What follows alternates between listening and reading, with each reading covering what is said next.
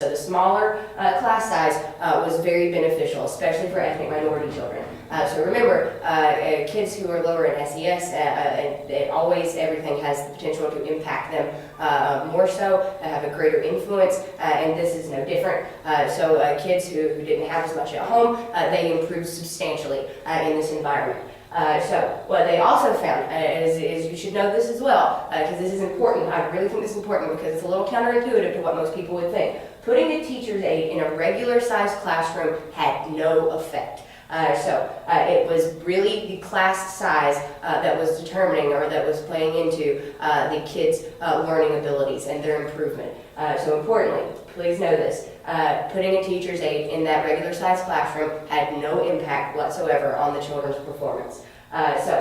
Being in the small classes from kindergarten through third grade predicted substantially higher achievement from fourth grade through ninth grade. And even after these kids have returned to regular sized classrooms, the kids who were in the small sized classrooms from kindergarten through third grade, they did substantially better all the way up until ninth grade, and that's when the researchers concluded the study. Smaller class sizes also predicted a greater likelihood of graduating from high school. They found that out a little bit later. Small class sizes are very important. They're the most beneficial, so remember that. Educational philosophies. Every teacher brings with them to the classroom a philosophy about how they believe children learn. So there are two types of philosophies that have received the most attention. So first, traditional versus constructivist classrooms. What they do is they differ on ways kids are believed to learn things, the ways that kids are taught, and just how their progress in the school is evaluated. And so in traditional classrooms, teachers are the sole authority for everything. Teachers decide what's going to be done. There's sole authority for rules, for knowledge, for what we're supposed to do at what time, deciding what activities we're going to do, and it does most of the talking in class. It's a typical classroom that you think about. Everything is up to the teacher. So students are relatively passive in this environment. So they listen, they respond when they're called upon, they complete teacher-assigned activities, and students' progress in this type of classroom is evaluated in terms of how well they keep pace with the rest of the students in that age range. So in this traditional classroom, what you see is that kids' progress, or how well they're doing, or their grades, are dependent upon a certain standard for how well they keep pace with everybody else. In contrast to this, the constructivist classroom is different. So it encourages students to construct their own knowledge. This is heavily based on Piaget's theories in saying that kids actively construct their own knowledge and their own understanding in their environment. Constructivist classrooms, they give kids a pretty rich environment, a lot of different little locations in the classroom for learning different things, different places for different activities. Kids are encouraged to learn in smaller groups and to engage in problem solving together. Students are evaluated, their progress is evaluated in terms of how much progress they have made from the last time their performance was measured. So just how much have you progressed yourself, not in terms of how well you're doing versus everybody else, but how much have you progressed in terms of your own performance. So have you made leaps and bounds over this year at school in understanding versus what goes on in the traditional classrooms do you pass the same test that everybody else passes? So in the United States, the pendulum is kind of swung back and forth between what we think is best for kids, so back from traditional to constructivist. We kind of swung back and forth. So older elementary school kids, we do find that traditional classrooms lead to slightly higher test scores. So this is the older elementary school kids. So we're talking about getting into fourth and fifth grade. So older elementary school kids. But constructivist classrooms are associated with many more gains than just how well you do on a test. Critical thinking skills, academic motivation, or wanting to do well at school and thinking it's important, social and moral maturity, being able to navigate your social environment, and also positive attitudes towards school. So we know that this is very beneficial, especially in the earlier years. In preschool and kindergarten, we have found that teacher-directed certain kind of traditional classrooms, those kinds of instruction, is going to undermine the academic performance and motivation and achievement of the kids in that age range, especially kids who are low in SES. These teacher-directed or traditional classrooms are not good for preschoolers and younger kindergartners, first and second grade. But as you get a little bit older, they're not as bad. They lead to higher test scores, but they don't really do as well at fostering a well-rounded child who has better social skills, who has critical thinking skills, who wants to go to school. That sort of thing. Okay. Newer educational philosophies are starting to kind of spring up. They're not very popular yet, but we're getting there. Newer approaches are going to look at Vygotsky's views, so his zone of proximal development, and are going to use classroom context as a social environment to spur kids' learning even further. In social constructivist classrooms, what you see is that kids are participating in a wide range of activities that are challenging to the kids, but they're engaging in these activities with peers, so smaller groups of kids their own age, also teachers, and they're going to jointly kind of construct their knowledge, and together they're going to actually expand their understandings of different sorts of problems. So as kids acquire knowledge and strategies from working together, they become more competent at teaching other kids. They learn that task better. If they learn it from a peer or someone else who's demonstrating it for them, they're a little bit more comfortable sometimes, and they tend to advance pretty quickly cognitively as well as socially. There are several important themes in the social constructivist classroom that are worth talking about. So teachers and kids are partners in learning. That's an important part there. Classroom is rich in both teacher-child and child-child collaboration, so peers working together and teachers working with the kids. This is really influential because it really helps the kids feel accepted in the environment. Kids, another thing is that kids experience a lot of types of symbolic communication in these meaningful activities that they're doing with each other and with the teacher. As kids master reading, writing, mathematics, they become aware of their culture's communication styles, the way to talk and cooperate with other people. They reflect on their own thinking, so spurring that metacognitive ability, that kind of capacity. It brings their communication and their thoughts and behaviors under voluntary control. Next point, teaching is adapted to each child's zone of proximal development. It's not just everybody, regardless of your skill level, is going to have to start learning the same stuff. That's not the way that it goes. They adapt the teaching level and the activities that are provided to suit each child's zone of proximal development. Assistance both responds to the current understandings and also encourages kids to take the next step, really helps them along the way in learning new things. So if you take into consideration what their skill level is at that time and foster that skill level and then encourage them to take steps forward and to get a more complex in the activities that they're doing and build upon their own skill sets, that really helps them out a lot in a non-threatening way. According to Vygotsky, more expert peers can really help spur kids' understandings and communication quite a bit because it's a less threatening environment.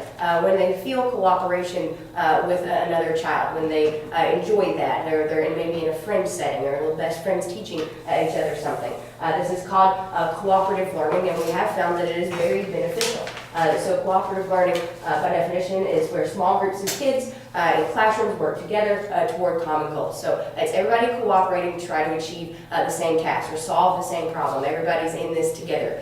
So it really does help quite a bit, not just cognitively, but also socially. For teacher-student interaction here, classrooms where teachers are caring and helpful and sensitive to the child's needs, very stimulating classrooms. Kids make a lot of gains in their motivation, their understanding, their achievement, and also in positive peer relationships. Having good teachers is very important. Feeling like the teacher cares about you and you're not afraid of him or her. Too many U.S. classrooms, though, are emphasizing repetitive drill, like writing your times tables over and over and over again to memorize them. instead of higher level critical thinking skills. Teachers also don't treat all students the same. Surprise, surprise. So well-behaved and high-achieving students, they typically get more encouragement and praise from the teacher, and more unruly or rambunctious students, they have more conflict with teachers, and they tend to be criticized more by the teacher, and especially publicly criticized, which can really undermine a child's motivation. So unfortunately, this is something that's been found pretty consistently in some studies. So once a teacher's attitudes are set and determined and established about a child, they can become more extreme than is actually warranted by the child's behavior. So this can lead to something called educational self-fulfilling prophecies. I talked about this a little bit in the past, but here's where we really are going to talk about it.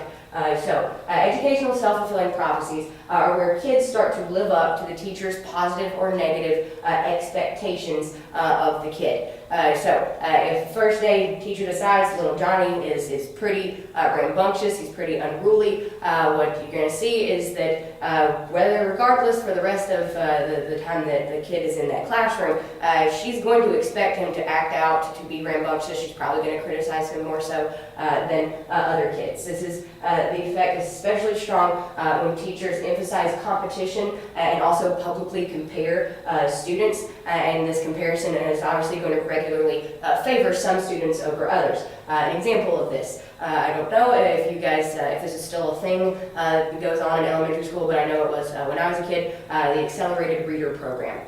So what that is, if you don't know what it is, it's where books are given point values, and you get different points for reading that book. So you read the book, you take a little quiz on it, and you earn points for the more that you read. At the end of the semester or end of the time period, you can use your points to get different stuff at a little store or something like that, or get better rewards the more points that you have. So sometimes in classrooms, this is an example from when I was in school, my teachers sometimes would post the AR points on the wall. They would have each student's name and how many points that child had. And what you saw was that you were always going to notice that some kids always had more points than other kids did. Public comparison of the kids is not good. It really does undermine their academic motivation. Kids see their name up there, and they see, I only have like 1.1 points, and little Sally over there, she has 10 points. I'm never going to be able to make that up. I'm never going to be able to do that good. I don't read as fast as she does, so kids don't feel good about that, and it does undermine their academic motivation. So obviously being exposed to knowledge over and over again every day that you're not doing as good as somebody else is really going to have a negative effect. So inaccurate views that are held by teachers affect low achievers more so than high achievers. So please remember that as well.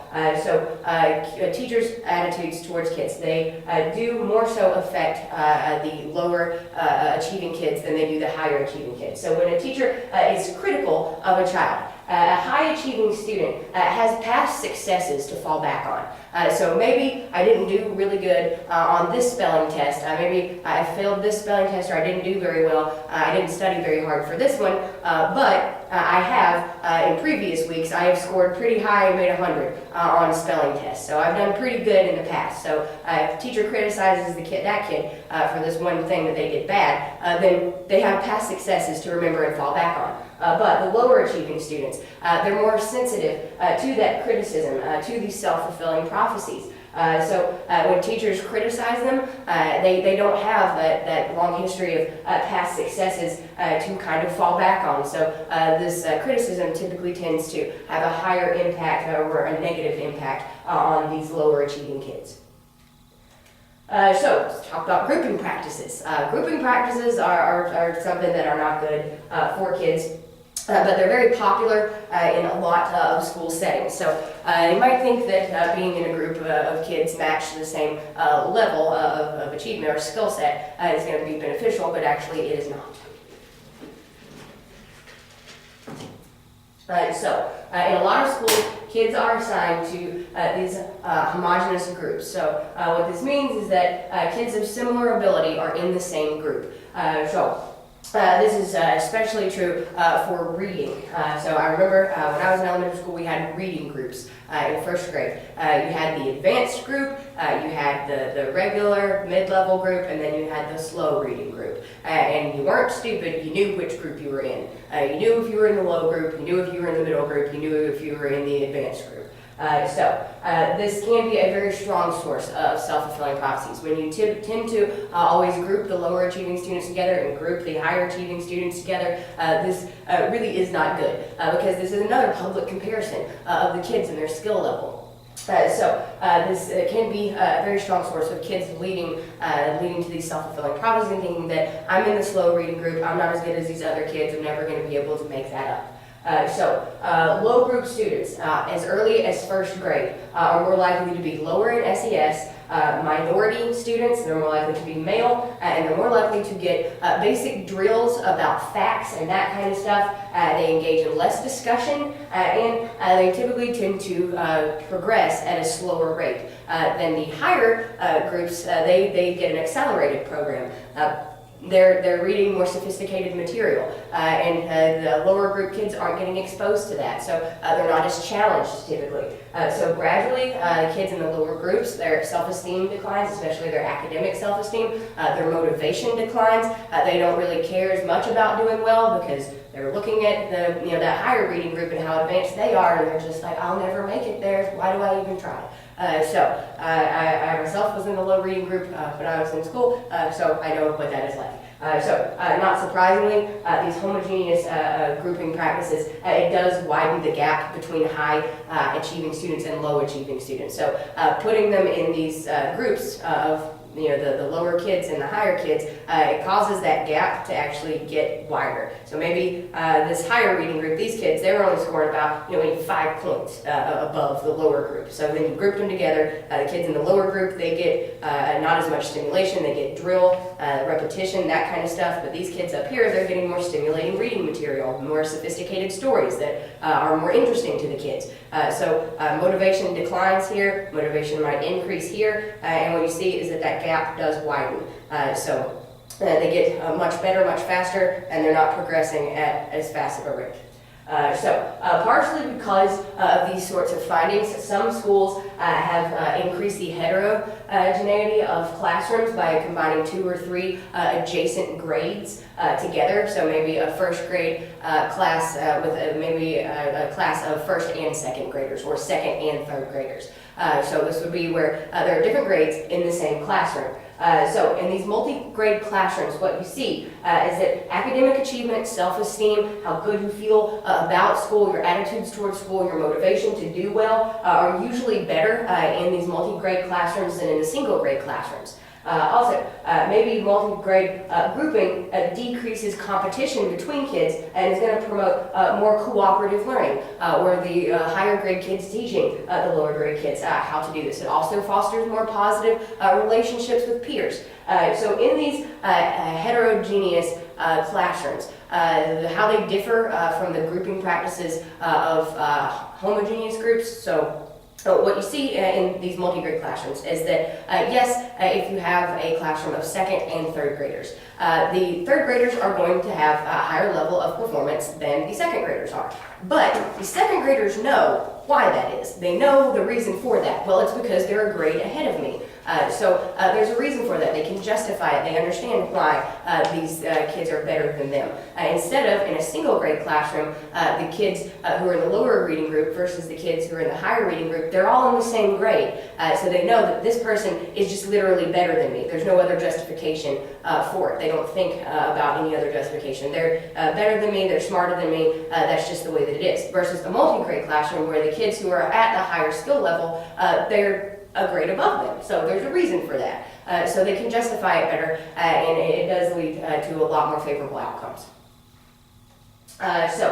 teaching kids with special needs. This is an area that is kind of touchy and sensitive for a lot of individuals. We've seen that teachers can flexibly adapt their teaching to suit different children's skill sets. These adjustments, though, can be very challenging when there is kids in the classroom who vary very widely on their skill set. So very low achieving kids, so kids who maybe do actually have learning difficulties, and you have very high achieving kids, so typically the gifted children. When you have kids in the classroom at those very extreme ends of the distribution there, it's going to be a little difficult for a teacher to adequately give the right kind of stuff to suit both the extremely high achieving kids and the extremely low achieving kids. Kids with learning difficulties. So U.S. legislation has mandated that teaching kids with special needs who require special supports for learning, they have to be placed into the least restrictive environment as possible that still meets their educational needs. So what least restrictive means is close to normal as possible. So least restrictive meaning as close to the norm of what every student in that school does as possible for still getting the support and the help that they need. So inclusive classrooms are a thing that's kind of sprung up. So this is where students with learning difficulties are placed in regular classrooms for all or part of the school day. So this practice is designed to prepare them for participation in society and also to combat the prejudices that might be there that might be against lower achieving kids with learning difficulties and disabilities. This is largely the result of parental pressures. An increasing number of students now are experiencing this full inclusion, so their full-time placement in regular classrooms even though they do have learning difficulties.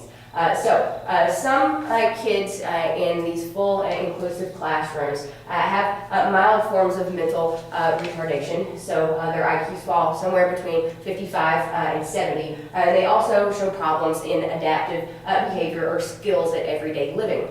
The largest number of kids in these inclusive classrooms just have learning disabilities. A difficulty with one or more aspects of learning, usually it's going to be reading.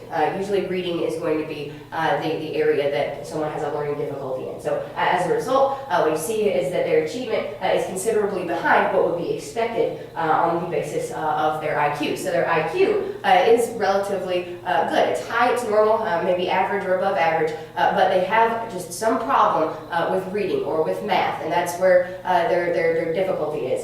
So you would expect them to be performing much better on the basis of their IQ, but they have a problem or issue in this one area.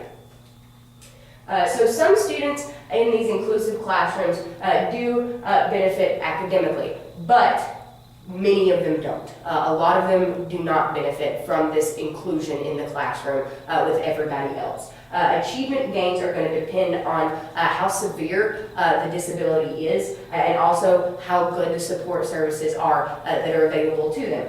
Furthermore, children with disabilities are often rejected by their regular classroom peers. So they know that little Johnny has a reading problem. They know that little Sally doesn't really read as fast as everyone else does, or that another kid can't do math very well. Kids know this, they're not stupid. Often these kids are going to do best when they receive instruction in a resource room, for part of the day, and then join the classroom for regular activities, depending on where their problem is, what their difficulty is, and that kind of thing. So maybe little Johnny has problems in reading.